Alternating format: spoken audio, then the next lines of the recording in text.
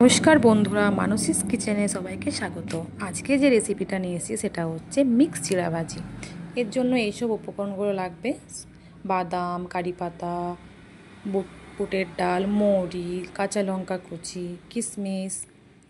প্রথমে এগুলো সব রেডি করে নিয়েছি। এরপর কড়াই চাপিয়ে দিলাম গ্যাসে। এরপর একটু সাদা তেল দিলাম একটু মতন।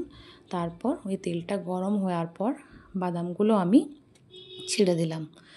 বাদাম এগুলো সব এক এক করে ভেজে নেব।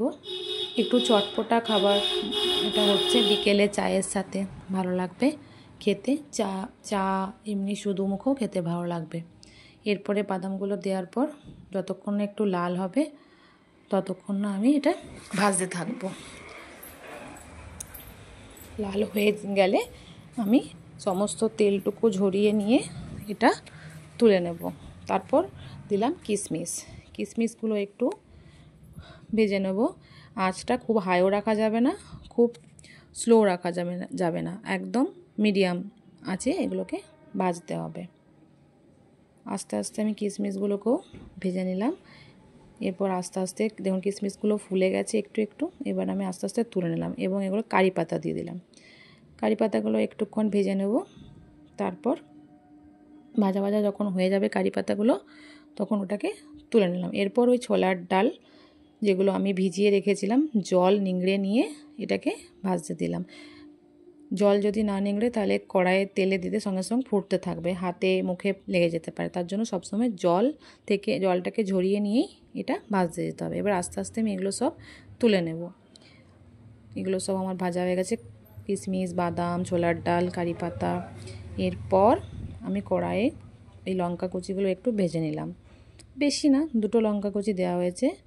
এবং এরপর এই চিড়ে, যেটা হচ্ছে মেন পার্ট, চিড়েটাকে আমি নিলাম। এরপর একটু বেশি করে তেল দিলাম, খুবসে গরম করে তেলটাকে চিড়েগুলো আমি দিয়ে দিলাম। এরপর একটু একটু ফুলে ফুলে উঠলেই আমি এক এক করে তেলটাকে ঝরিয়ে নিয়ে তুলে নিলাম। সব চিড়েগুলো অমনি করে আমি ভেজে নিলাম। এরপর এই ভাজাগুলো আর চিড়ের ভাজাটা আমাদের রেডি হয়ে গেছে। আবার একটা অন্য কড়াইয়ে আমি একটু হালকা তেল দিলাম এবং ওই গোটা মৌরিটা দিলাম। গোটা মৌরিটা একটু ভেজে নেব হালকা করে।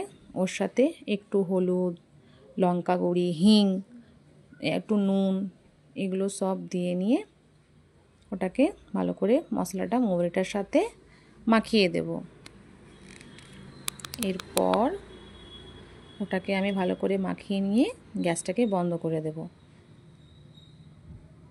এই মশলাটা এই জন্য দেওয়া কি খেতে খুব একটু চটপটা লাগবে। হ্যাঁ, এটার সঙ্গে আবার একটু আমচুর পাউডারও মেশাতে হবে, যাতে টেস্টটাকে একটু মিষ্টি, একটু টক টাইপের চিড়ে ভাজাটা লাগে। যেহেতু মিক্স চিড়ে ভাজি এটা, আমচুর পাউডারটা দেওয়ার পর ভালো করে আমি মিশিয়ে নিলাম ওটার সাথে।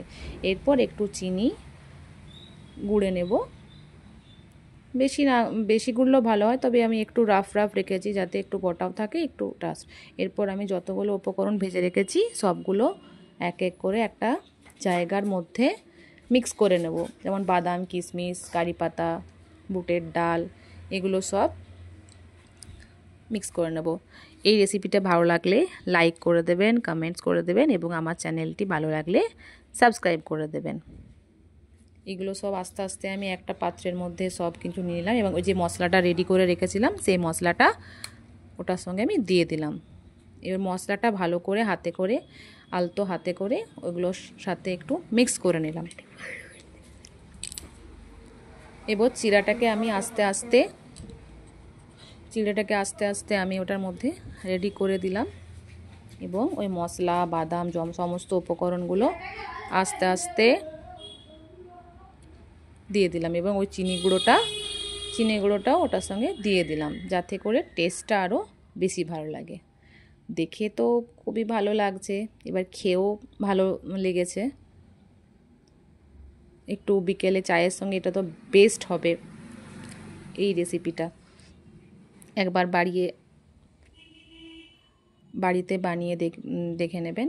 এরপর আমি একটা ব্যাটার তৈরি করব বেসনের, যেটা আমি একটু ওই ঝুরঝুরি বোঁদে টাইপের বানাবো, যাতে দেখতে ভালো লাগবে, কালারফুল। এটা বেসন দিলাম, একটু নুন, একটু ফুড কালার দিয়ে ওটাকে পুরো বেসনটাকে আমি ভালো করে মিক্স করে নিলাম।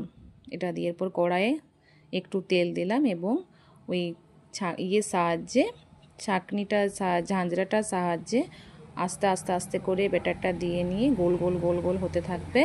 ওটা দেওয়ার পর আমি ওটাকে উঁচু আছে না, হালকা আছে একটু ফ্রাই করে নেব।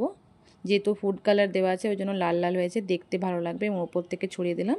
আমার রেসিপিটা রেডি হয়ে গেছে। ভালো লাগলে লাইক, কমেন্ট, সাবস্ক্রাইব করে দেবেন। ভিডিওটা দেখার জন্য থ্যাংক ইউ।